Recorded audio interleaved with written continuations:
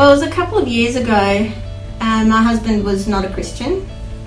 He'd grown up in a religious upbringing, but he knew that God existed. He knew God was real. God had created the universe. He said he can see it. You know, you can see it when you look up at the stars.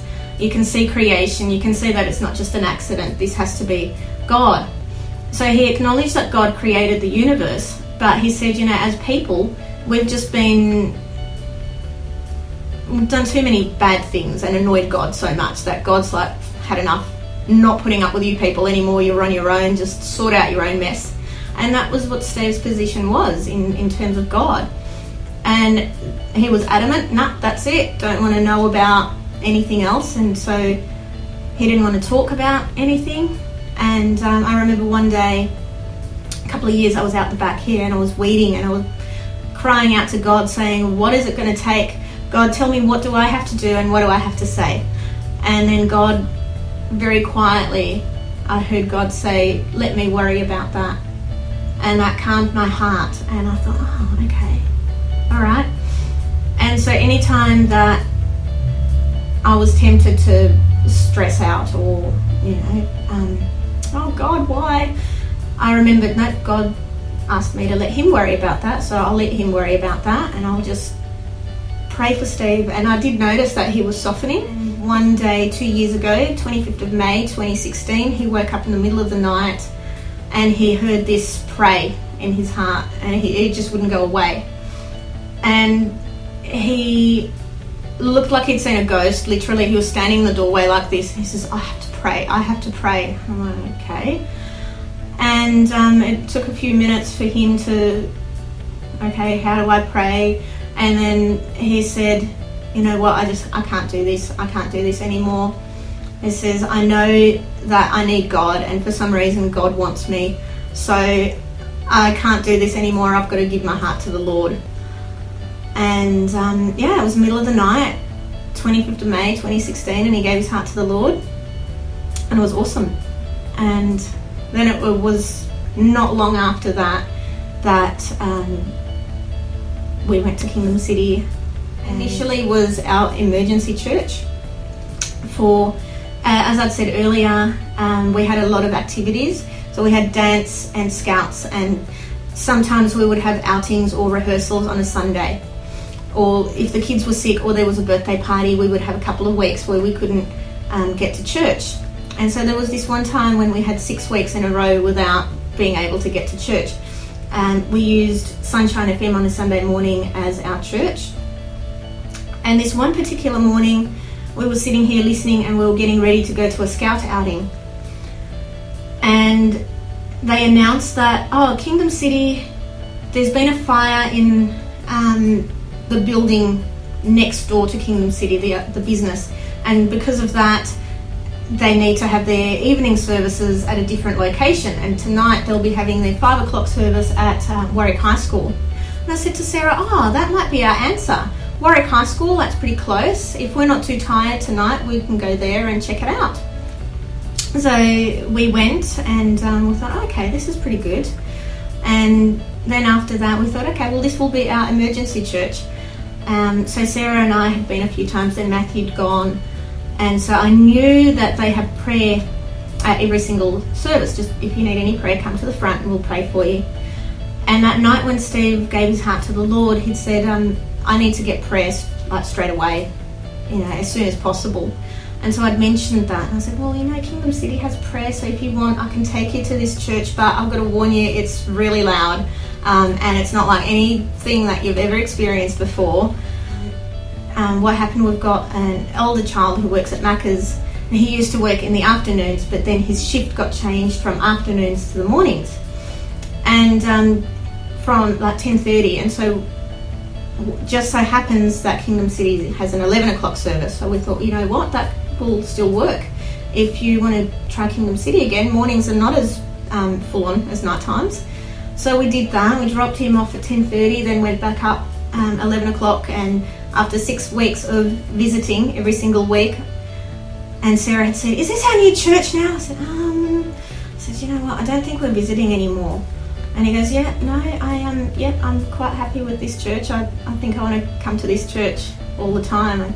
And one day, a couple of months after we'd made Kingdom City home, I'd gone to my older church in the morning and I'd said, God's moved us and we're going to a different church. And so it was really sad telling people that I'd known forever that, we're not going to be coming here anymore because God's moved us onto a different place. And so people were sad, but they were happy. Sad that, we won't be seeing you anymore, but happy that, okay, you're still going to church and God's called you to a different place and it's a different season. Okay, so that's great. You're still fellowshipping. Yeah, we are. But it was really hard to see those people and tell them, and one lady in particular, and I didn't expect it to be so hard. And in the afternoon, I remember washing dishes, and I said to Steve, I have to go to church tonight. I just have to go to church. This is just really hard. And all the way up to church, I was praying. I was saying, God, this is just really hard. I didn't expect it to be this hard. And when I got to church, I think I was 2 minutes late, so the worship was already on. As soon as I walked through the doors, all that heaviness and all that burden lifted. And I was like, oh, wow, this is amazing. Like, I felt really light. And as I joined in my seat, I just felt such a knowledge of like, yep, this is where you're supposed to be. And I thought, oh, okay, so this is where I'm supposed to be. This is where God needs me at this time. So I was really happy with that. I'm like, okay, that God wasn't finished with me yet. Because then when the preacher got up on stage, his first words were, welcome home, you're home now. And I don't know what you might have been feeling on the way here. You might have been in the car pouring out your heart to God. And I'm just sitting there thinking, oh my gosh, that is me. He said, yeah, you might have been thinking about all these different things, but you're home now, welcome home. And I'm like, right, okay, that's it, God. Answered my question. So yes, I do feel that for this season, I'm called to be at Kingdom City. That's my place to be. Currently this year, I'm doing Bible college at Kingdom City. So I'm doing Kingdom City Leadership Academy, and that has been absolutely amazing for this year.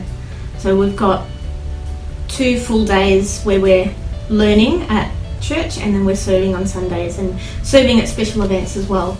And I think I went to the interview and I thought, I don't know if I can do this year. My main concern was, look, we're 5 people, we've got 1 car.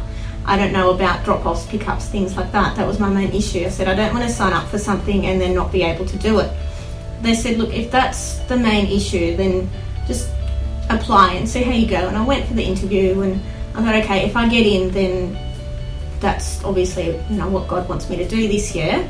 And I got in, I was like, oh, okay, so I got in, that's awesome. And yeah, it's been great. It's been great. And my husband's amazing. He's really supportive. He gets up with me early. We leave here at 6:30 in the morning. On a Sunday, he takes me to church, and then he comes back home and gets the kids some breakfast, and then he comes to the 11 o'clock service with the kids, and he signs the kids in. And we come home for a little bit. We usually stop off at Kingsway and pick up something to have for lunch, and then go back. Steve drops me and the kids off at 4 o'clock, and then he's back at 5 o'clock, and we all pack up together. Steve's amazing. All the team know him, because he helps to pack up chairs and he helps out in different areas as well. So yeah, they love him. And you're put into a whole heap of different areas. So when you're serving on a Sunday, you'll be allocated to different roles. And so I was in a Connect Lounge in the morning, which is greeting new people, welcoming people, and then talking to them afterwards in the Connect Lounge, hearing their stories, sharing with them. And in the evenings, I was in Kids. So it's looking after the young kids and helping them to, understand the theme of what was on that video for that week. And I'm now in Kids in the morning. I'm in the older kids, so that's from grade 1 to grade 6. And that structure's different in that they have connect groups as well, like adult connect groups. And you have your connect group in year groups, and you chat with them about the theme for the message, and you play with them, and there's a message and games and things like that. So that's been really good. It's been a lot more full on, I think, than the younger ones, which the structure has been more play, and there's a playground. So now it's a lot more structured, sort of like a teaching environment. and I was on ushering in the morning. I learnt and grew in that, because at first I was, oh my gosh, these people don't want to follow me, and how do I know if there's seats here? And now I have more confidence in that. I can walk up to people and say, oh, you circle through all these different roles, and you find, if you don't think that, oh, I can't do that, and they put you in that role, and then you grow in that. So you learn new skills that you didn't think that you could. There's no place that you'd rather be than in the presence of God, and you get to be at church all the time, and you're in that presence, you're in the midst of it, so it's really awesome, because you get to praise and be with people, whatever you're doing, whichever team you're in, there's always prayer beforehand, and it's just such a really great environment. There's fellowship in every team. Every time you rock up in the morning and everyone's just there, it's a great atmosphere. It's not like people, oh, I've got to be here again. That's not like that at all. Like, everyone's really pleased to be there. Everyone pitches in and says, okay, what else needs doing? And it's just a whole heap of fun. It's a good atmosphere. It's and the really cool thing is that the kids learn from young, to pray about what's going on, and to praise and to worship, and there's lots of opportunity for people to hop in and help out at different teams wherever they want to serve. So like, even the kids, like my 13-year-old is serving in kids, and he serves in kids every week. He's in the little ones. He's in the what's it called, young royalty. He serves in young royalty, and he's loving it. Yes, I'm really proud that he's in there and he's doing that, and he's in there because he wants to be there. It's not like we're making him. He wants to be there. 12 months. Next 12 months. Oh my gosh, I've no idea. Just see whatever God does, where he takes me, what he wants to do in my life, and I'm just open to being who I need to be.